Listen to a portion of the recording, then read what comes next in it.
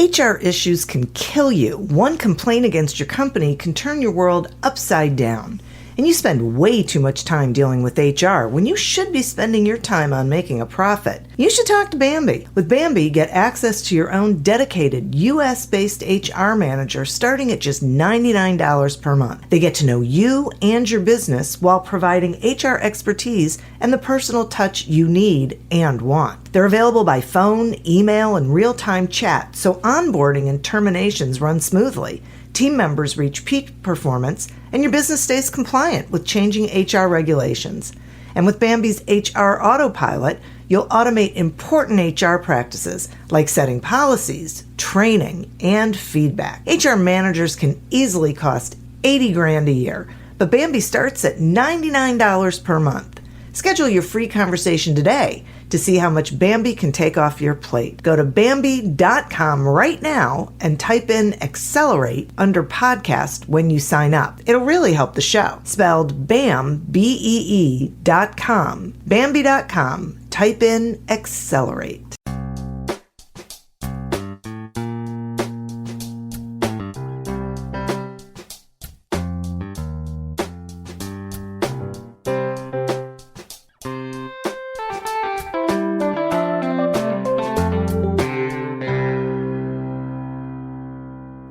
Welcome to Accelerate Your Business Growth with your host, Diane Helbig.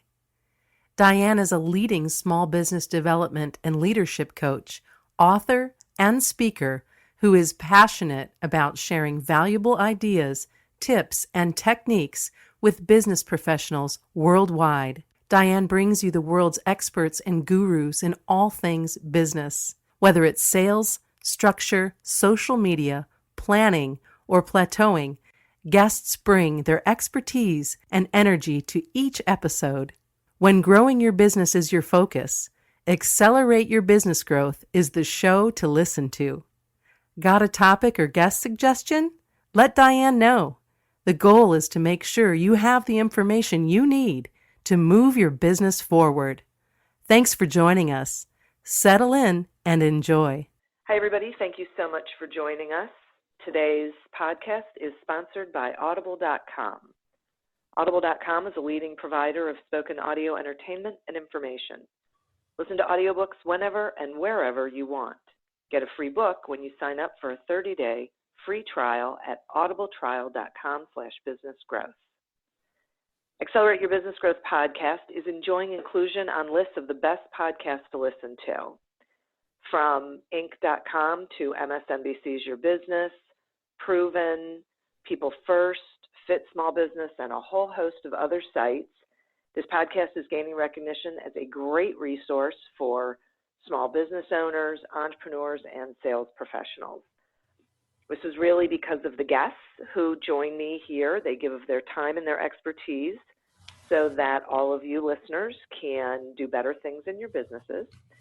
Today we have such a guest. Joining me today is Jonas. John is based in Utah and is the founder of the largest marketplace for finding Filipino workers. OnlineJobs.ph, with over 150,000 Filipino workers in their database, is the site. He's also the founder of Replace Myself, a site that teaches you everything you need to know about outsourcing to the Philippines. Thanks so much for joining me today, John. Yeah, thanks for having me. I'm really interested in this topic because, it sort of comes and goes. And one of the things that I hear from business owners is what's the word I'm looking for? Like an unease with having remote workers, because I guess they feel like they lose some of the control or knowing if they're really working. So how does a business owner or manager in a business keep remote workers motivated?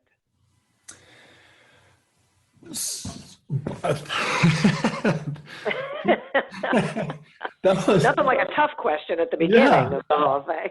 Okay, so how do you keep them motivated? I wonder, my initial reaction to that is it's the wrong question. Yeah, okay. Because it's okay. So I think that when we think about hiring remote workers, we think about India because that's what most people have done. Right. And we think about like, it's a babysitting job, it's a headache, it's really difficult, right? Yeah. Yeah. And my experience is very, very different than that. So when I got started doing this, I had tried hiring people in India. I had tried hiring contract workers from Odesk at the time. It's Upwork now. I tried hiring freelancers locally, and I was super frustrated with the whole thing. And it wasn't until I got some really good advice and a good reference to where I could hire someone full-time in the Philippines that kind of changed everything for me. Okay. And so when you ask about how to keep someone motivated, I don't know, because that has never been an issue for me. Motivation for them isn't an issue. They're motivated. The Philippines is a very third world country. They want to keep their job. I think the issue there, and maybe the real issue of like motivation, is trust. So very often when we think of hiring remote workers, like you said, I don't know if they're really working, right? Right. And some of that stems from the cultural way of India, where you tell them something and they say yes because that's what they're allowed to say to their boss is yes. They're not allowed to say no. And in the Philippines, it's a different story. And so often we think, oh, I don't know if I can trust them. I don't know if I can trust that they're actually working. I don't know if I can trust, that they are, right? That's our thought. Right. From their end, their thought is, I don't know if I can trust this boss. Oh. And we kind of never think that way of like, No kidding. oh, to make this work really well, I need to gain their trust. I need to do some things so that they trust me. And if I do, they will become rock stars. And I see this all the time, where it takes a little bit of work from you, and then that person becomes absolutely amazing. I get emails every single day from people saying, oh, I got lucky. I hired this really amazing person. Well, when it's every single day, it's not everybody's getting lucky, right? Yeah, right. So I think in the end, the question is or the answer is to kind of look at yourself and say, how am I managing this person? Do I think of them as a robot? Because a lot of people do. And if you do, then you're not going to have a good experience with this, and they're not going to be motivated to do good work for you. If you treat them like a valuable employee rather than someone who's expendable, then in the Philippines, they will do anything they can to keep their job and to do good work for you. This is so interesting for me and I so appreciate that answer, because I think business leaders forget that they have a role to play in the level to which people want to work for them and with them, almost regardless of where they're from. But I totally get this thing about the folks in the Philippines want to keep their job. They want to be bringing in an income. So as long as you're providing them with, I would imagine, the information that they need and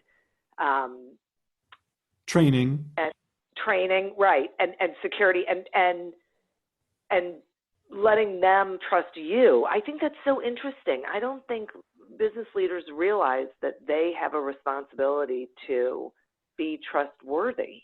Yeah. And trustworthiness. So what I discovered a long time ago was it is a different experience in the Philippines than anywhere else in the world. And there's a whole bunch of different cultural attributes that go into that. And so when we talk about being trustworthy with workers, number one, I'm talking about hiring full-time people, full-time or part-time, but long-term people, not freelancers or contract workers, someone who's going to do a project for you and then they're gone. Okay. Well, like that person doesn't care about your business. They don't care if you succeed or you fail. They don't care if what they do helps you. You hire a full-time person or a part-time person who's long-term, all of a sudden they care because their job's at stake. right? Like if you don't succeed, then they don't have a job. Yeah. So in the Philippines, they are very much dependent, and like culturally, they want feedback. They thrive on it. They thrive on you being there for them. And that's different than other places. And so Yeah. if you think you're going to hire someone and just leave them alone, which I see this all the time, where like, oh, I don't want to be involved with this person at all. Well, then this isn't right for you. This isn't going to work. But if you're willing to do a little bit of work with them, to give them a little bit of feedback each day and talk to them like they're a person and they're an employee and they work for you, then you have this amazing labor force where for $400 to $1,500 a month for full-time work, you hire really talented people, and they're loyal and they're honest and they're hardworking, and it's really good. But you have to do a little bit of work. This isn't like a magic bullet. Right. Yeah, that's great. That is great. Okay, but so let's flip it, because there are other people who are micromanagers, and so they want to micromanage their outsourced workers, which I cannot imagine works well. Yeah, I mean, obviously, micromanaging isn't great anytime, right? Yeah. I guess, I don't know. Can it be useful? I don't know. Sometimes I wonder if I micromanage people. and this works so stinking well for me, So I will say this: if you will actively manage them, and provide them feedback and give them direction and show them what you want, specifically with the Philippines, it works really, really well. At some point, when your people start coming to you and offering you advice, let them start taking off, right? Yeah. Where a lot of people, they won't do that. They won't take advice from someone, from a freelancer or from a VA on the other side of the world. If they start bringing you advice, you have done something right to gain their trust. And yeah, micromanaging, man. Huh. I don't know. But it's interesting, because what you described isn't micromanaging. It's making sure that you're interacting with people, you're providing feedback, you're receiving feedback, that you have a relationship with them as it relates to your business and the role they play. Yeah. That's not necessarily micromanaging. No, you're right. And let me give a different example here, or maybe a different angle to this micromanaging. Okay. So maybe the issue that I see is more often, I'm the only one who can do this thing right. Yeah. Right. That's the classic entrepreneur thing. Oh, I'm the one who has to do this because I don't know if they're going to do it as well as I can, and if they don't, well, then I don't want them. Right. Right. Yeah. Well, there's only so much time in the day, and there's only so many things you can do, and there's only so much brain power and bandwidth that you have. And so whether or not they're doing it as well as you can, or your exact correct way, in my experience, doesn't really matter. In the end, if something gets done, business is better off because of it. Yeah. If more things are getting done, and maybe none of them are getting done exactly how you want it, but now there's 14 things getting done instead of 2, you're better off. Yeah. So that's kind of the way. That's kind of my. That's the way I handle this. Yeah. Yeah. Yeah. I really agree with that. I think that's a really good point. It's time best spent. Where should you be devoting your time? And you can maximize output by just letting other people. I mean, on some level, I think no one's ever going to do things with the same heart that you have for your business, and you just have to accept that and get over it. But it doesn't mean that they can't be productive and successful and help move the business forward. Yeah, that's right. Yeah. That's okay. Now, why is it that the Philippines seem to be unique in this? So for a long time, I think, so I'm talking about the US here, and I don't know what Australia or the UK or, you know, wherever else thought, but I think we thought, oh, there's 1 billion people in India. There's got to be really great people there. So let's just go to India. And they speak good English, where like the Philippines only has 100 million people in it. It's not 1 billion. Yeah. And I think we kind of ignored it. And about 10 years ago, the world woke up to like, oh, elementary school is taught in English in the Philippines. The government mandates that business be conducted in English. So English is a primary language there. It's not a secondary language. And then they're very, very Westernized. So like they watch American TV and American movies. I was in a hotel once, and there's 2 people arguing, a desk clerk and a Filipino guest, and they're arguing in English. I've only been to the Philippines once. I've only stayed in one hotel, and this is the conversation I hear, is them arguing in English. There's a whole bunch of cultural things, like they look up to foreign bosses, which is different than elsewhere in the world, where they look at you or their foreign bosses like this joke, like, oh, they're so stupid, you know. Yeah. All these conditions kind of combine to make a really unique situation with the Philippines. And you combine that with the fact that they're not entrepreneurial, so they don't want to steal your idea or your business or your domain or whatever it is. They don't want to steal your stuff and try and do it on their own. And it makes a really good situation where they want to work for you. I'll add in their loyalty. So like one of the biggest questions I get often is, oh, what happens when they get a job offer making more money? They're just going to jump ship.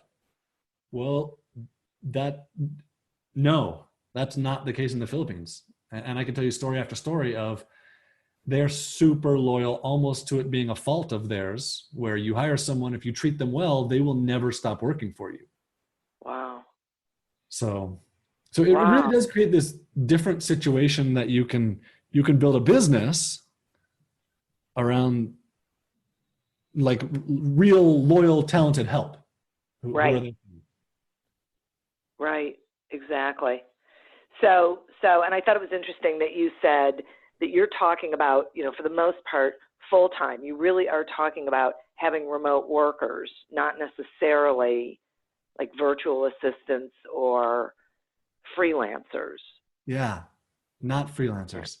Yeah, that's interesting. Because, and especially in the Philippines, there's so much temporary and contract work in the Philippines that when you give them a full-time job, it's so good for them. When you give them a long-term job, it's so good for them. And then on your side, a freelancer, a contract worker means by definition, 100% turnover. And turnover in a business is really, really hard. So, you know, it takes that's a great point. It takes the same amount of effort to recruit a full-time, long-term person as it does to recruit a good freelancer. Yeah. So either you benefit from them over and over and over and over again, or one time. It takes you your same amount of effort. Right. So, and this is kind of different than what most people think about outsourcing. You think about outsourcing, you think, oh, I'm going to hire a contract worker and get this project done. Exactly. A project is never really done. I mean, you don't just get your website built. If you do, your website's already irrelevant. Yeah. So it's an ongoing thing. That's a really good point. And it's funny because when you were talking about that they're taught English and whatnot, I remember once having a problem, this was years ago, having a problem with the computer, and the first company that I had to call, the customer support was in India, and they were following the script, and it was hard for us to communicate with each other, and it just drove me crazy. But it turned out that I had to call the company that produced the modem. And so I call them. I get this guy who speaks perfect English. So I'm assuming he's here, and he asked me how the weather is where I am. So I tell him, and I say, how's the weather where you are? And he tells me, and he says, I'm in the Philippines. I said to him, wow, your English is great. How is that? He goes, I watch American TV. And I just thought that is fascinating. Right. Because, you learn conversational English, and it was perfect, just incredibly good Right. English and with no accent. Right. So Yeah. the other side of that is not only do they speak really good English, because, in India, they have really good English. They have an accent. That's fine, whatever. But the communication expectations are very different in other parts of the world than they are in the US. And the communication expectations in the Philippines is the same as here. So you'll never have a communication issue with someone in the Philippines. That's not a thing. Interesting. That's so fascinating. Because, you just wouldn't think it. You would just think that anywhere that wasn't the U.S., these were the That's things what that I you were going thought. to deal with. Yeah. Yeah. Outsourcing is just outsourcing. It sucks. It's hard. Yeah. Right. Until It I sucks and found it's something hard. different. Yeah. Right. Wow. This is so great. Okay, I have to take a sponsor break, and then I want to keep going with this. Accelerate Your Business Growth podcast is happy to be sponsored by Audible.com. Audible.com is a leading provider of spoken digital audio entertainment and information. They have over 150,000 titles to choose from, and you can listen to them on any device, including whatever you're hearing us on right now. If you sign up at our link, which is audibletrial.com/businessgrowth, you get one free audiobook and a 1-month trial of the service. Some examples of books you can listen to on audible.com are The Go-Giver by Bob Berg and 80/20 Sales and Marketing by Perry Marshall. So visit audibletrial.com/businessgrowth, explore the books that are of interest to you, and receive one free audiobook when you sign up for the trial. Today we're speaking with John Jonas about outsourcing work to people in the Philippines. Okay, so before I had asked you about how do you keep people motivated, and you had a great answer about that. I thought that was really great. Another question that I think people wonder about is accountability, for delivering on the work when you're not in the same office with them. So how do you do that when they're that far away? It's hard. So a lot of people will use a time tracker, and that's fine, but it's not a great solution. So a time tracker it's something they install on their computer, and it'll track how much they work, and it'll take screenshots of their computer, and so you can see exactly what they were doing during their work time. Huh. They hate it. Number one, it feels like Big Brother looking at them. Right. You would never do that in your office, right? Yeah. In a business here, you would never do that to someone. Right. Really, for me, it's about productivity. I find in 90% of cases, 95% of cases, I know if you're working or not, right? If your daily report tells me you sent a couple emails today and that's all you did, well, I know that doesn't take very long. So I have a pretty good idea. If you're working on a programming project, I at least have a reasonable idea of this isn't super complicated. And that's not really fair because I graduated from College of Computer Science. So I have but I'm just saying, generally you have an idea, if someone gives you a daily report and they say, oh, today as a customer service, I answered 48 emails and I chatted with 17 people. Okay, that's a good amount of work for your shift, right? Yeah, right. So that's how to productivity. My experience is you hire someone, you get an initial idea of their productivity, right? From there, from then on, over the years, you're going to have you have a really good idea of what they should be doing. Okay, so it's like anyone else, really. Because that's the same with people who are in your same building. Yeah, the difference is someone in your same building you're paying $20 or $30 or $50 an hour to, and this person you're paying $3 or $4 an hour. Yeah, that's a good point. Right. So and in the end, if they're not productive 100% of the time, it's fine. At least for me, right?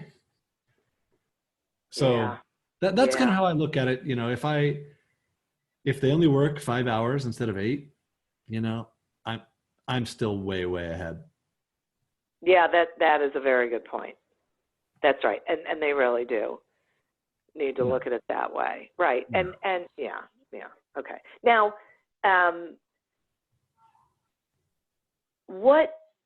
so if there's somebody listening and they're thinking, okay, well, I should give this a shot. Are there certain things they should be looking for when they're hiring easy for me to say, a remote worker? Yeah. So if you're looking for a technical person, a programmer, a designer, a build your website person, obviously you have to look at your budget, you know, because you know, what your budget is will vary. But within that budget, the more experience they have, the better off, right? And specifically for like a programmer or a web person, designer may not be the case, but you can look at a designer's portfolio. You can see what their work is and see if it's to your liking, right? Right. For every other position, and maybe not every other position, but you know, I'm talking social media or customer service or content writing or what else do I have? HR or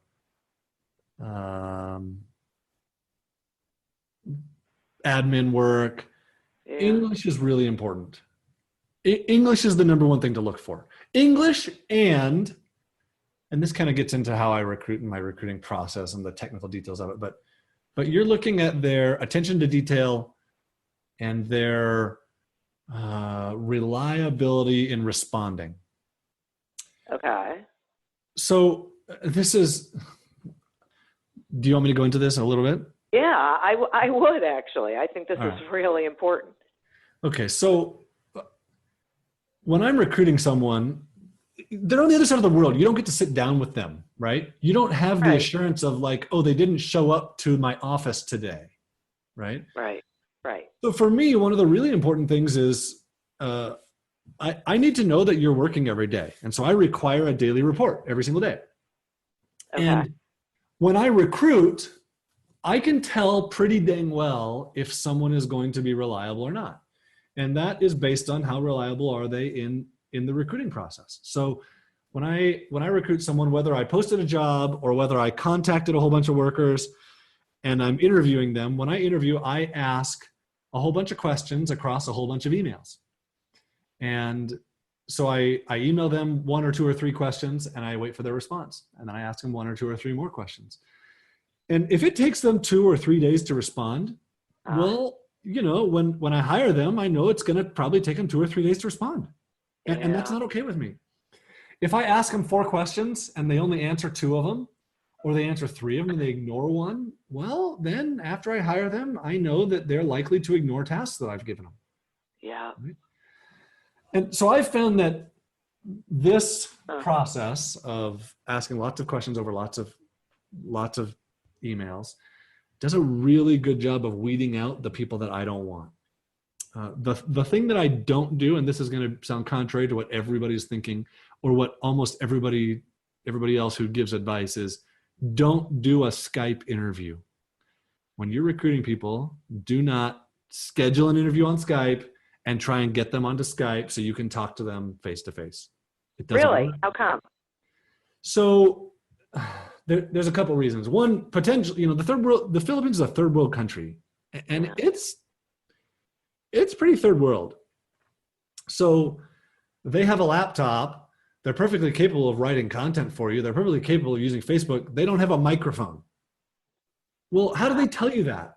You know, in an interview, like, so yeah, they'll schedule the Skype interview and hope that you're just going to chat with them. But when you want to do a phone call, they're not going to show up. Wow. And that's one potential option. The other potential issue is Filipinos are scared. So they're scared of letting you down. They're scared of, and this is the number one problem you run into, is they call it shy. They don't want to lose face is really what it comes down to. So if they do an interview with you and you don't understand them, then they're super embarrassed. Now, the reality is that their English is probably really, really good, but they don't know that because they've never talked with an American before on the phone, right?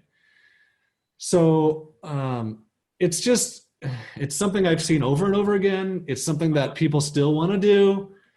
And they still come back to me and say, you were right, I shouldn't have done the Skype interview. And the reason is because you're gonna schedule interviews with 4 people and one of them is gonna show up, or 2 of them are gonna show up, and those other 2 could have been really great as your customer service rep, and you just lost them as recruits. Yeah. Wow.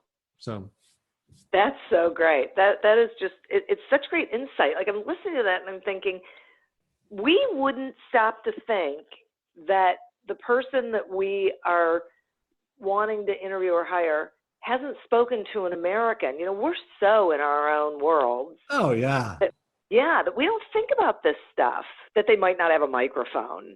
We just make assumptions. Right. What they have is perfectly good, perfectly fine for the job that you're going to give them.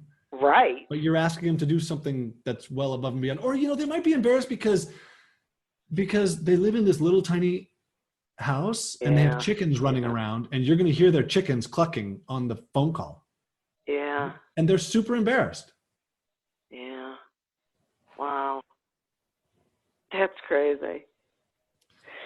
Are there some jobs that you shouldn't outsource to the Philippines, or does it really not matter? So one of the things that I have found that, I have 2 situations. So for me, I don't outsource our marketing information.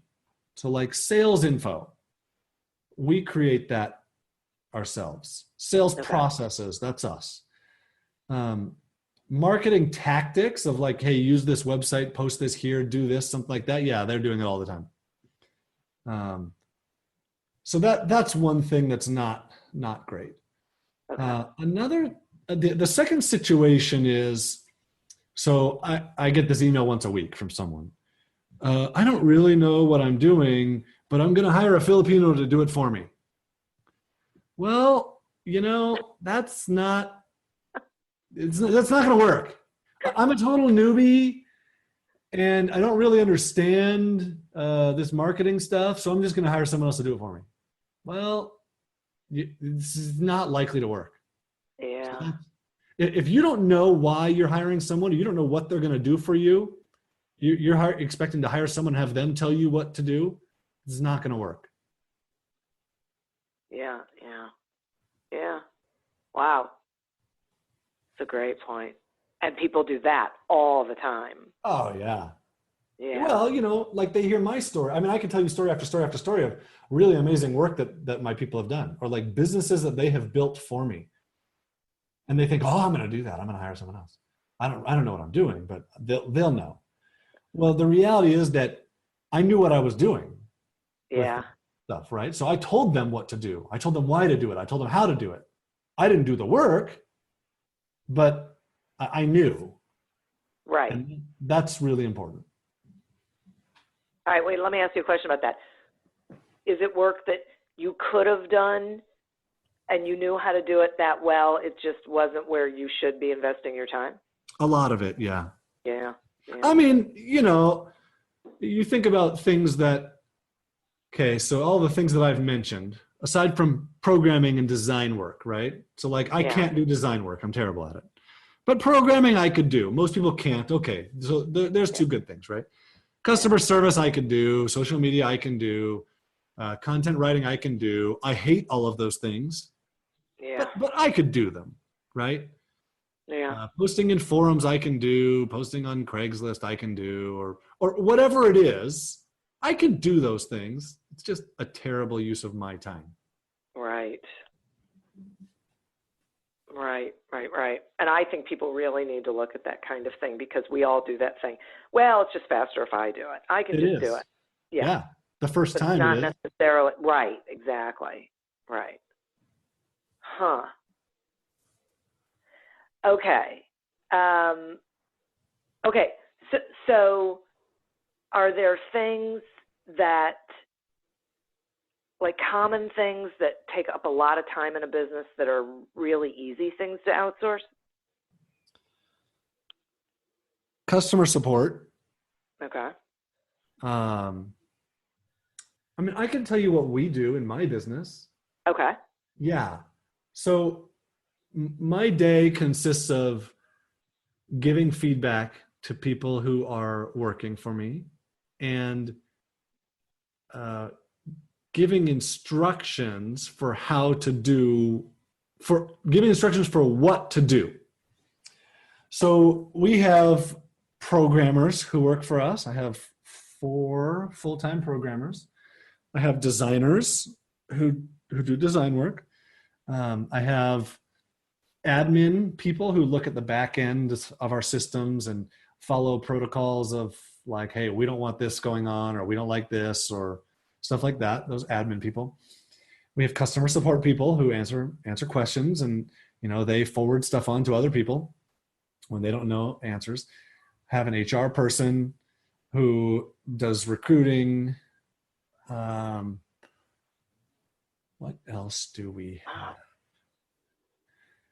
So in the end, for me, the only thing I do is tell people what to do. And it took me some time to get to that point, right? But I never touch WordPress, right? Because so many people are building an online business, WordPress, they build it on WordPress, and that's fine. But you can spend so dang much time tweaking some little thing.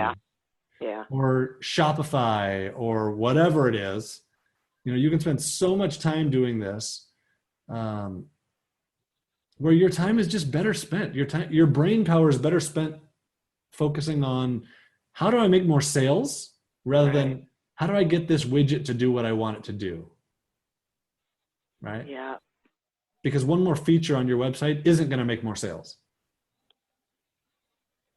Well, that's a really good point. Now, all those people that you mentioned, all those roles that you mentioned, are all of them Filipino? Yes. Wow. Yeah. We have 21 people full-time in the Philippines. Wow. Yeah. I have 2 people in the US who work for me. Okay. And like I said, they do sales marketing creation. Yeah. Right. Yeah.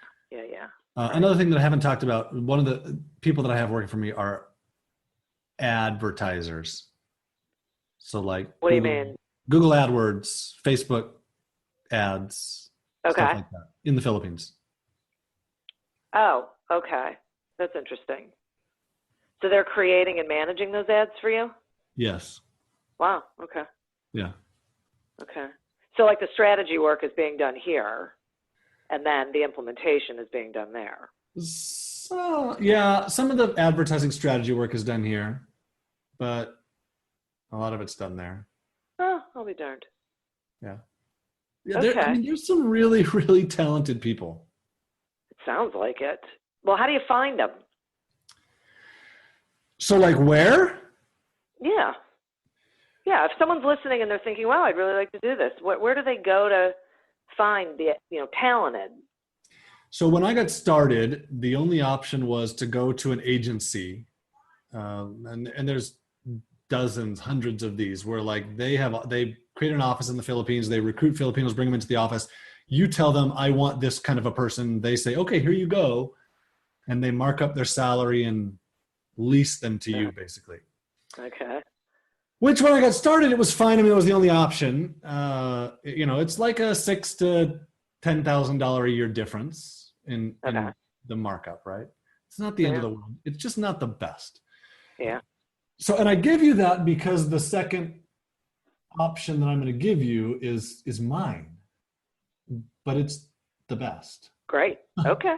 But I want to be totally upfront here, right? So yeah, great. Yeah. OnlineJobs.ph is the marketplace where you'll find people, and you can do this however you want to do it. You can go to an agency, you can go to Upwork.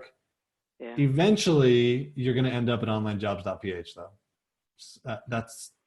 We see it every single day. This is the way that customers flow, because At Online Jobs, we're just a marketplace where we connect you directly with, no, we let you connect directly with the workers themselves. So they work from home.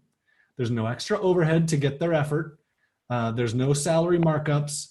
There's no manager in between you and them. You get directly to them, which is the most efficient way to get the work done. Yeah. You communicate with them however you want to communicate with them, whether maybe you want Slack or maybe you want email or maybe you want a project manager system, whatever it is, you get to do things your way and we don't interfere. So you go to OnlineJobs.ph. So you're in the intro that you had is the numbers are a little bit off. There's over 500,000 resumes there. And that is a little off. yeah, right.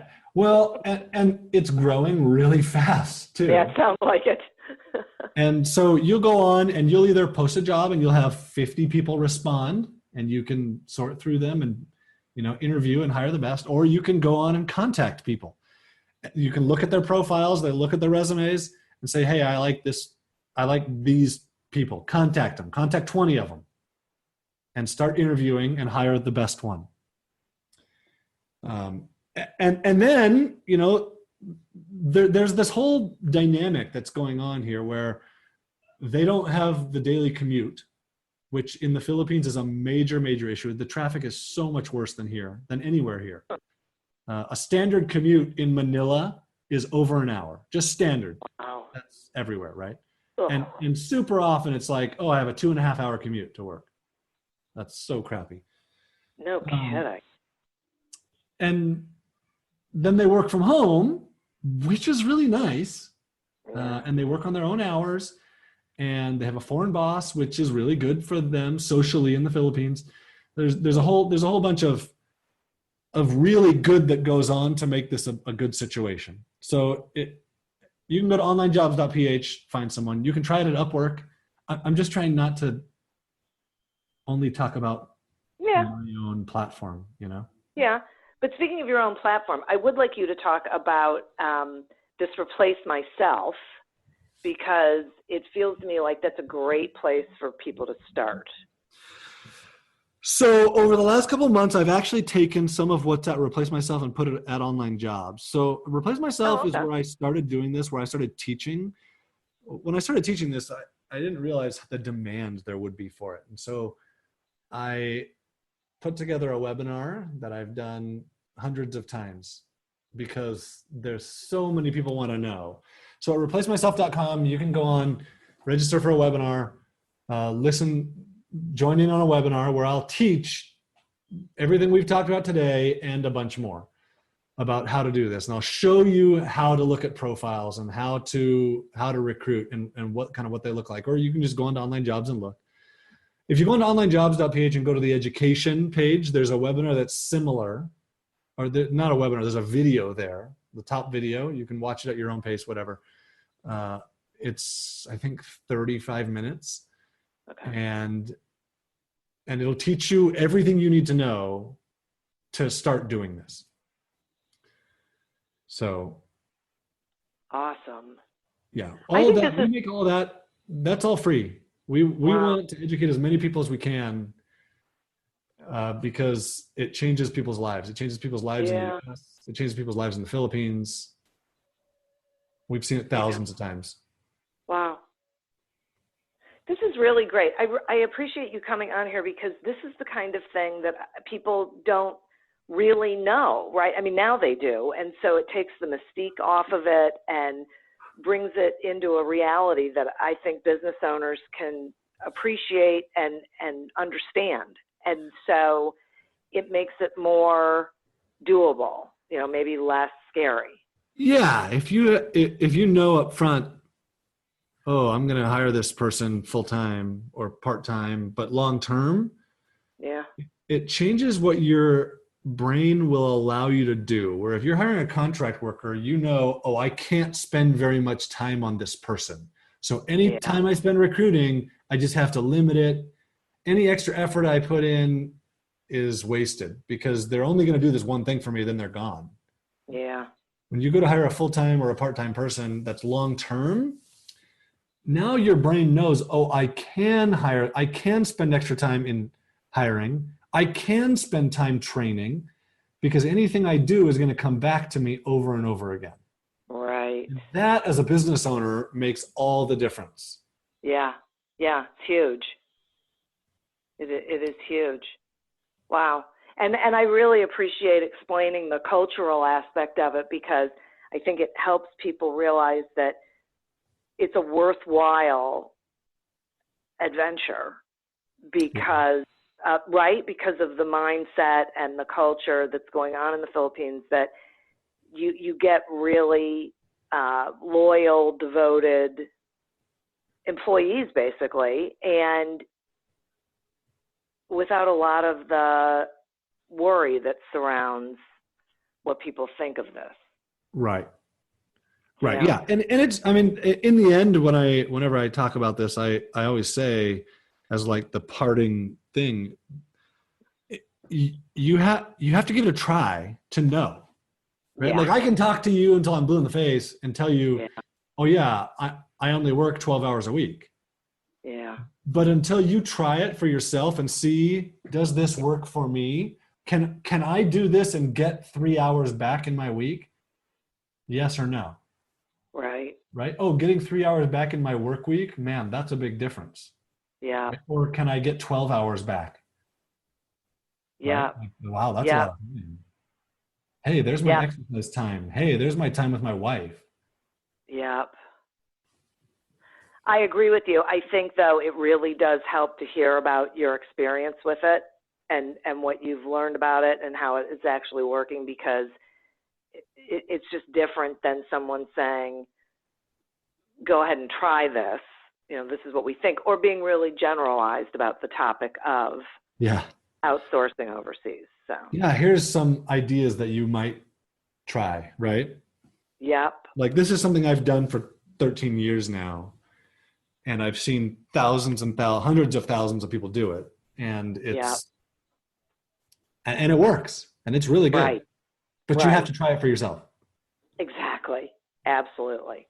Yeah. And you try it with one, and something that you know you really shouldn't be doing, that you know how to do, but is really out of where you should be investing your time, like some sort of admin Hey, sort of thing.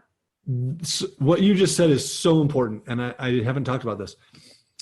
So I know a lot of people listening will say, oh, great, I'm going to go hire a team. Don't go hire a team. Yeah. Go start with one. Hire one person to do one job, train them well, see that this works for you. When they're working for you well, then go hire someone else. Yeah. Yeah. Right. Right. Have a process, right? Yeah. Don't dive into the deep end. Yeah. Yeah. It's great. It is great. My gosh, thank you so much for sharing all of this. So we talked about, OnlineJobs.ph and Replace Myself. Please share with the listeners if there's anything else they should know or any other ways they can find you. So I'm available through any of the Contact Us links. Okay. It doesn't go to me, but if you ask for me, it gets forwarded to me. Okay. Obviously, it's going to go to someone in the Philippines first. Yeah. But if you ask for me, it's going to come directly to me, and I will respond to you. I'll respond to anybody all the time through email. I don't answer my phone. I'm also available through Facebook, even though I dislike Facebook. Yeah. I have been hounded enough that I'll respond to Facebook messages. So. Okay. Cool. Well, thank you. I know exactly how you feel about that. Yeah. Yeah, it's a whole other conversation. So, okay. Good. Oh my gosh, this was just really. I'm so grateful to have you come on and just really clear the air about this and share your experience and about the resources that you have for people, because a lot of small business owners, this is what they should be doing. That this is the kind of thing that can really help them scale up. So. Yes. Yeah, thanks for being here. I want to thank the listeners as well, and our sponsor, Remember, you can get a free trial and a free audiobook from audible.com by going to audibletrial.com/businessgrowth. Continue to prosper and be curious. This is the kind of thing you would want to be curious about. And until we meet again on another episode of Accelerate Your Business Growth, goodbye and good day.